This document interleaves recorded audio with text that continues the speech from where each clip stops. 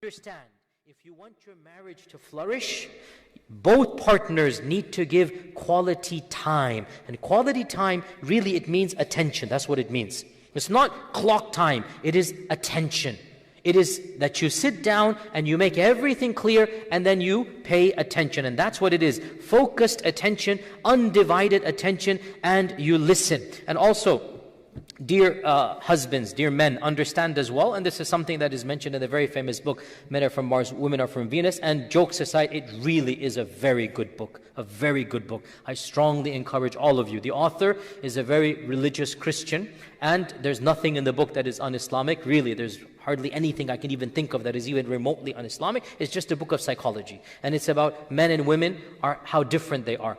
And one of the things that he mentions, and he is one of the top psychotherapists of America, a therapist and a psychiatrist and whatnot, and John Gray, famous author. And he basically mentions, this is well known now, that men are solution givers. And women, they want to bounce ideas by talking. And this is one of the biggest sources of clash. Women just want to express themselves. And from our perspective, they just seem to be talking, right? We don't understand, through their talking, that is how they are finding comfort and solutions. Whereas we come along, we just want to shut them up and give the answer right there. And then our wives think no quality time. Most of the time when our wives come and they talk to us about the problems, what happened, what not, they're not wanting a solution. They just want a sympathetic ear. That's all. I know it's difficult for us to hear and not speak. It's really difficult for us to not give a solution.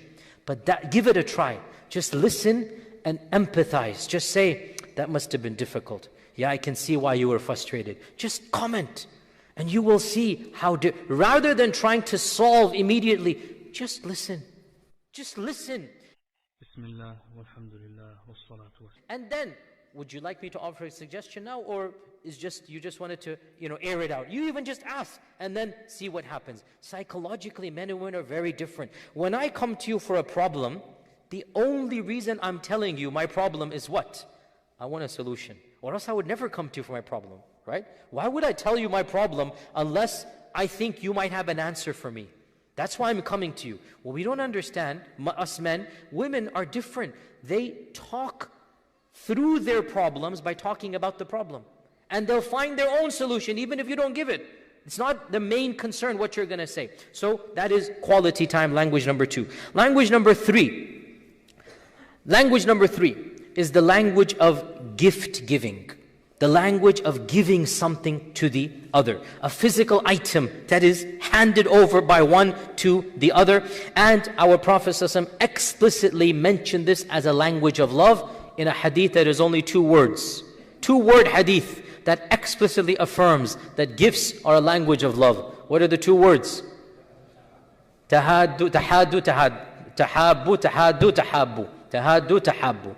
Give hadiyah, you will love one another. This is an explicit affirmation that giving hadiyah is a language of love. And giving hadiyah, another difference between men and women. Us men, if our wives had, let's just say, $1,000 that they're going to get in a year for a gift for us men, we would want that she saves that 1,000 to that one time of the year and gives us that expensive watch or that tool set or that whatever it is, fishing gear or in my case scuba diving gear, whatever it might be, okay? We want the expensive gift even if it's once every blue moon. Fair enough. Men, wives are not that way. They want frequent gifts even if they're free. A gift that shows you were thinking about them. And I'll never forget when I was newly married in Medina, and all of us were newly married back then. We were a batch of students there in Medina. And so all of our first years, we were all discussing the strange nature of women, right? And I have a friend of mine, he was just newly married at that time, first few months. He goes, women are strange creatures, he told me. Women are strange creatures. I said, well, now what happened? So he said, I went to get the newspaper, and I got my wife a Twix candy bar, right? And brought it home, and she literally was jumping for joy that you got me a Twix. I said, calm down, it's just a Twix. I mean, he couldn't understand, was so happy. But in hindsight, even I understand now this. I didn't understand even then. We're laughing at this. The fact that you thought of your wife, that's what she wanted. The Twix bar is irrelevant. It's a small thing. The fact that you, when you went to the store and you thought, let me get something for my wife. Something small like this. And us husbands, we need to understand our women. Of course, they all love the expensive stuff as well. But if we have $1,000, take a small amount for the big gift and the rest of it divide by maybe 20. And every 2 weeks, every week, just give something small. And that small gift will sustain the love. Yes, once in a while you need the large gift, the wedding anniversary. If you don't know my position, wedding anniversary is not only halal, it will sustain your marriage. I actually say it is mustahab to do this actually. Listen to my lecture, I have it online. There is no bid'ah, no haram. People who say this, I very strongly disagree, and they don't understand what bid'ah is. We don't expect Allah to reward us for celebrating a wedding anniversary. There's no bid'ah in that. There's nothing wrong with remembering this. There's nothing wrong with having a romantic dinner with your wife or something like this. There's nothing wrong with this. But in any case, the issue comes, of course, of constant gift giving. So it doesn't even have to be monetary. Some of the best gifts are not money. For example, if you were to write a card for your wife, something from the heart, personal, a poem, no matter how cheesy or dumb you think it is, believe you me, it will impact the marriage. Believe you me, it's going to go a long way, because it's the thought that counts. Again, us men, we are way too critically over-analytical. We analyze until we stagnate. What if she makes fun of? What if? And in that, we do nothing. We think so much that it makes us do nothing. No, just do. Just something small, something trivial. And guys, flowers are always in season. No problem. Go give, no problem. I remember I taught a class many years ago, and we were teaching class about the seerah and whatnot. One of the sisters said, did our Prophet ever give flowers to our mothers? I said, subhanAllah, dear sister, in Arabia, right, in Medina, where do you think flowers are going to come?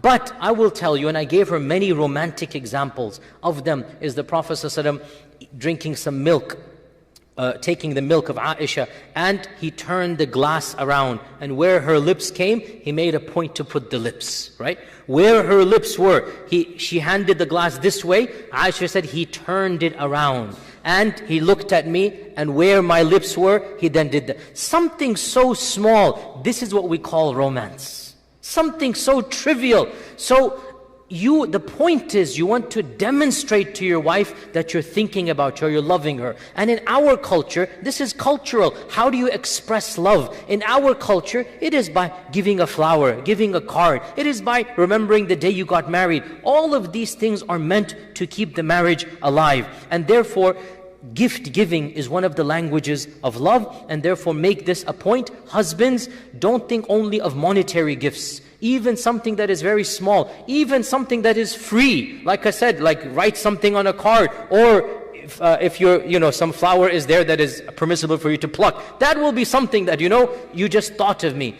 As the saying goes, it's the thought that counts. This especially applies for women.